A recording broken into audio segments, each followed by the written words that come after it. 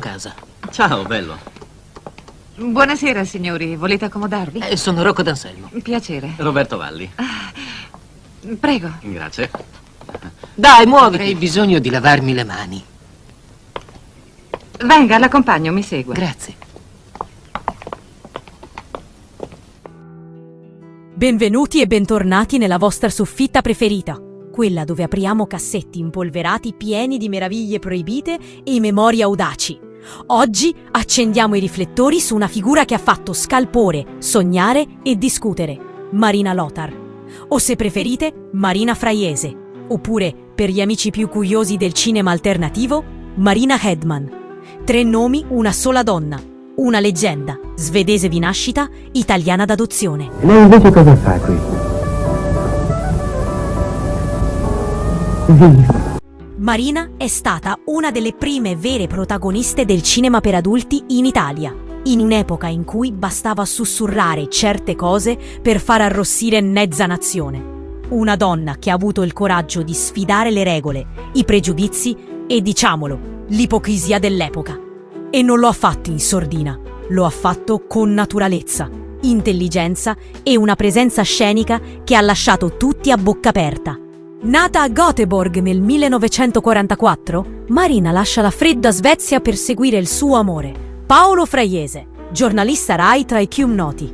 Si sposano, mettono su famiglia, 2 figli, una vita apparentemente perfetta.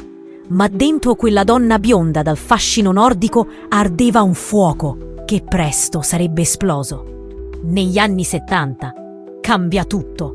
Marina si reinventa e sceglie una strada inedita e provocatoria, quella dello spettacolo per un pubblico adulto.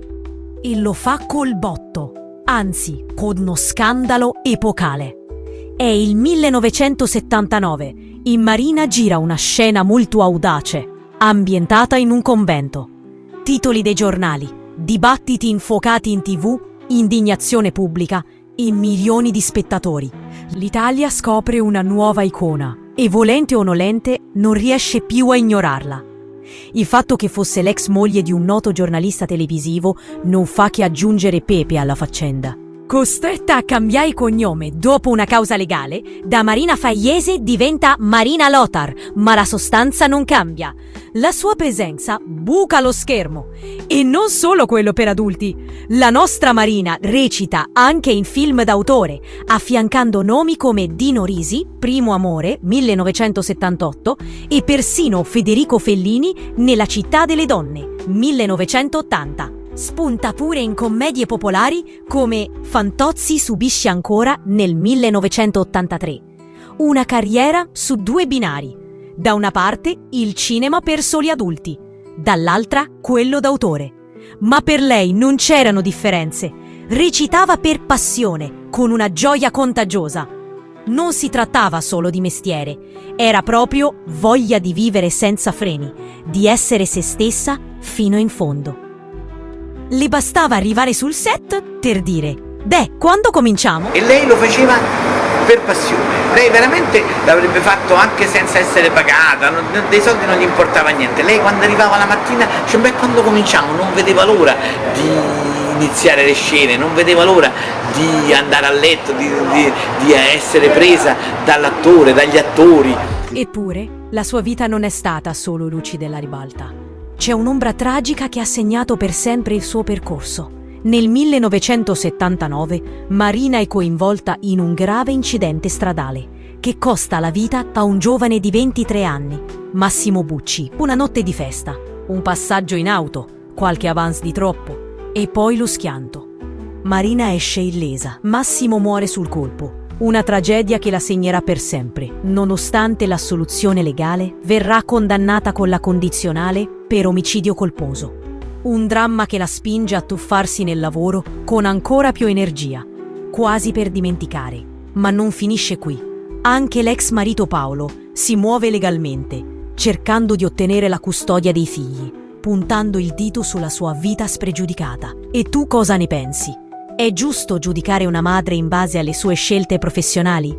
Fammi sapere la tua nei commenti. Intanto, Marina va avanti. Collabora con grandi nomi del settore, anche internazionali.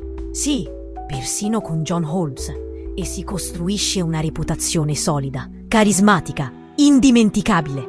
E poi negli anni 90 decide di dire basta, si ritira dalle scene e dalla vita pubblica in silenzio, con discrezione. Ma il suo mito resta, perché la storia di Marina Lothar non è solo quella di una diva coraggiosa. È la storia di una donna che ha avuto il coraggio di vivere come voleva, senza farsi fermare da nessuno. In un mondo che ci vuole tutti allineati, lei ha scelto di essere diversa, di essere vera. E forse per questo indimenticabile. Qui dalla soffitta ci piace raccontare storie così, perché dietro ogni attrice, dietro ogni scandalo, c'è una persona, un'anima, una storia che merita di essere ascoltata.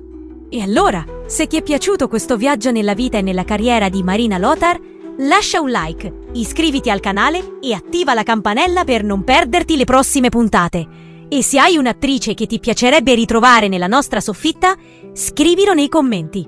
A proposito, cliccando qui accanto puoi scoprire un'altra diva che ha fatto girare la testa a mezza Italia. Ti garantisco, ne vale la pena. Ci vediamo alla prossima e ricordati, nella soffitta di Pippo le meraviglie non finiscono mai.